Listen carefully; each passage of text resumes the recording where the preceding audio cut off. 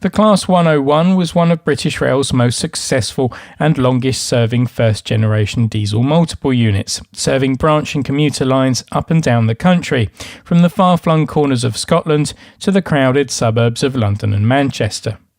They were also one of the most numerous of any of the DMU classes, being made up of over 750 individual vehicles, produced from 1956 onwards.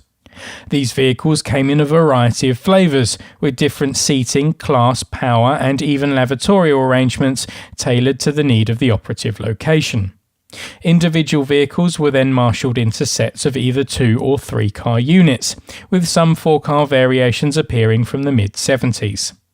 Vehicles were powered by a 150 horsepower engine made by either AEC or British Leyland using a mechanical transmission. This means the engine directly drove the wheels via a gearbox, much like a car or van. This makes the Class 101 a DMMU or diesel mechanical multiple unit. At one time, all the various flavours had their own class numbers, but they were later all reclassified as 101s. The model here is seen in a mid-era Network South East livery and was released by Bachmann last year to coincide with what would have been Network South East's 30th birthday. The red buffer beam suggests that this unit was operating out of either the Cambridge or Norwich depots, who both by the end of the 1980s were starting to paint their units in this fashion. This is also confirmed by the destination blinds, meaning this is representing a unit working a more rural branch line rather than an inner urban one. This particular Class 101 is made up of 2 vehicles, 51444 a DMBS and 54068 a DTCL. It's worth knowing that all rail passenger vehicles carry such an abbreviation to help define its features. The DMBS stands for driving, meaning it's got a cab, motor, that one's fairly self-explanatory, brake, meaning this unit can provide braking force, and second, which denotes the class of accommodation on offer. Conversely, the DTCL stands for driving, it's got a cab, trailer, meaning it doesn't have an engine or motor, composite, meaning it's got both first and second class accommodation, and lavatory, obviously meaning it's got a loo. And I do hope you kept up with all that, as reciting it will be your homework for this week. Out of the box, the unit comes in the pristine finish seen here. It has the obligatory directional lighting, and unlike the 416 from last week, it has individual LEDs lighting a clear optic, meaning it always displays yellow at the front and red at the rear.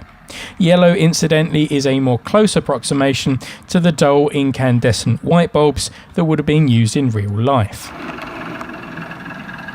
The unit notably doesn't have a high-intensity light, even though some other units had started to appear with them fitted at this time. I'd be interested to know if this omission is correct for this particular unit. Other features include internal lighting, sprung buffers, and an optional accessory pack of brake pipes and linkages. This is something I'll probably end up fitting, as the cab ends do look quite featureless as is. The motor unit has a decent amount of weight to it. In earlier years, it was not uncommon to see these units haul an additional unpowered parcel van, especially in rural areas, so it's going to be more than capable of doing that. The model's got all-wheel pickups on both cars, where power is transferred by Bachmann's electro drawbar NEM coupler. This is an upgrade on their 108 units, which did not offer an electrical coupling between units. External couplers are of the slimline tension lock type, which I've yet to fit.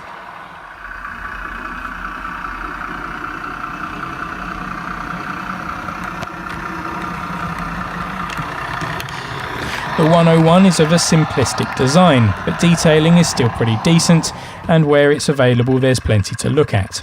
I would have perhaps liked to see a few more separately fitted handrails, but that's really only a minor gripe. And a minor gripe that is fully overlooked when you spot the fitted passengers as standard. Yes, that's right, this unit comes with fitted passengers, which should beg the question, why is this not done more often?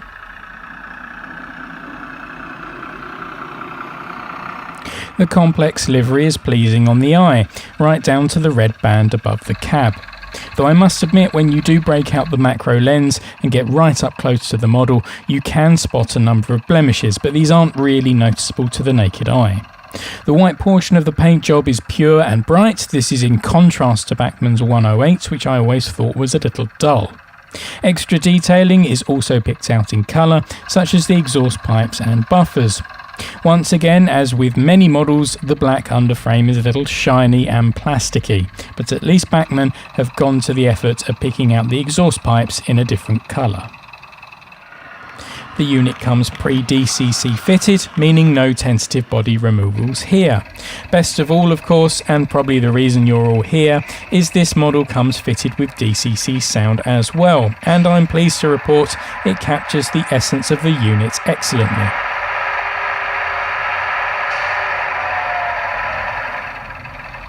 Bachmann have also tweaked the CV values and the programming of the decoder, meaning you should get the full 101 experience of air release, engine revs and acceleration when you apply a little throttle.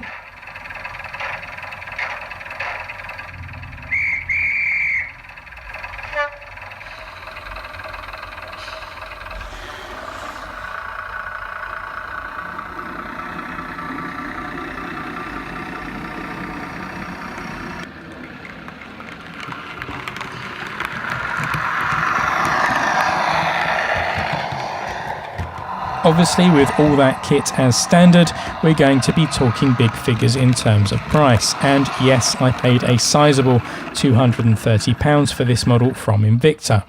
Such prices for any models are, I know, hard to justify, but Bachmann have gone a long way to pull out all the stops with this model. If you consider that the non-DCC sound-fitted version is £170, then the extra £60 for sound and fitted passengers seems fairly reasonable. Whether the price should be that high in the first place, that's debatable. As you've probably seen by now, the model runs beautifully, and so it should for that price. My one bugbear, if I had to find one, though it's pretty hard to show on the iPhone's camera due to the frame rate, is that the interior lighting in the trailer car seems to flicker slightly. It could be a loose connection, but it could quite equally be slightly dirty track. Surely Bachmann wouldn't be mimicking dodgy 1980s maintenance. You can pick up this model in a few different liveries, and this isn't the first time Bachmann have released a 101. If you don't want to pay top dollar for the NSE model, then they've also released a Manchester area white and blue variation for the aforementioned £170 price tag. There are also previous BR Blue Grey and all over green variations locatable on eBay for a lot less, but do bear in mind only the NSE model has the pre-fitted sound. Overall, this is a great addition to the fleet at Woodford Wells. These units were so numerous in class that they would have bound to have shown up working lesser used branch lines in the capital, or even subbing in when electrical units were in short supply. Though withdrawn in 2003, if you do want to see one of these units in the wild, many Class 101s have found their way into preservation, with their open internal layout making for ideal observation cars.